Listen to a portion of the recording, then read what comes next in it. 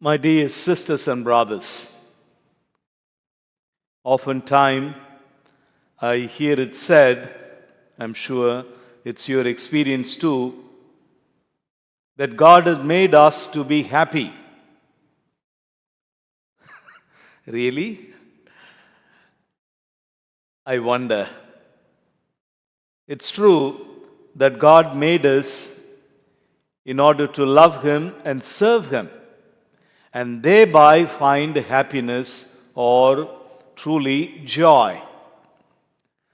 And so today, as we celebrate the feast of Saint John of the Cross, and we are moving deeper into the season of Advent and approaching Christmas, my thought is turned towards the cross. And as I look into the manger, I notice that God has already indicated to us and revealed to us in that stable scene what is to come.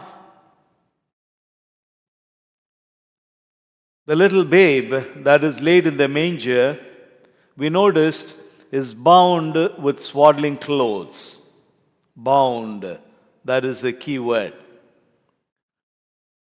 Towards the end of one of the Gospels, after the resurrection, Jesus would be telling Peter, when you were young, you dressed up and went where you wanted to go.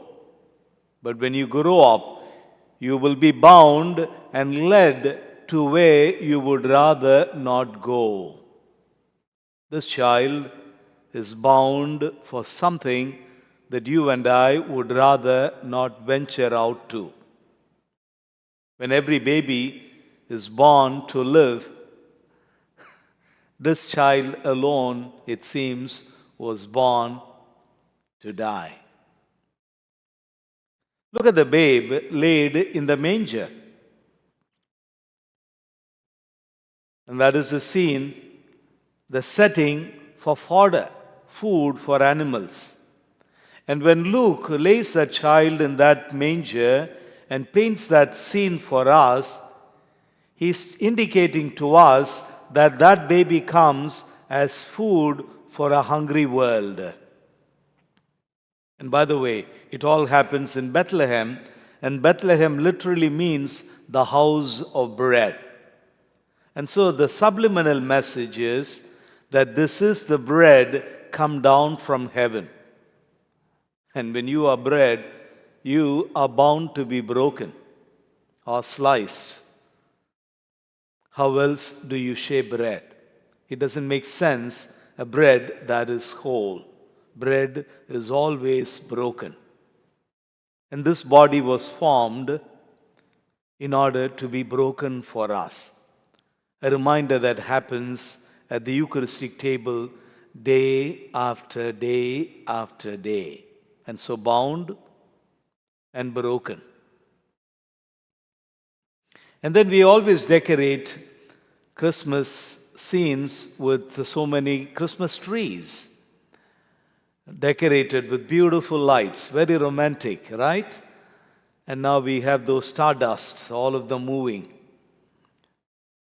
But then has it ever occurred to you when you look at those Christmas trees that as days go by, it will eventually transform itself into the tree of the cross? And so, as we hang gifts from the cross, it's an indication of that ultimate gift that the Father would hang from the cross. And so, at the Christmas scene, you have the whole of the good news, all of our salvation story, God's methodology, His approach, and what He wants to teach us, His pedagogy.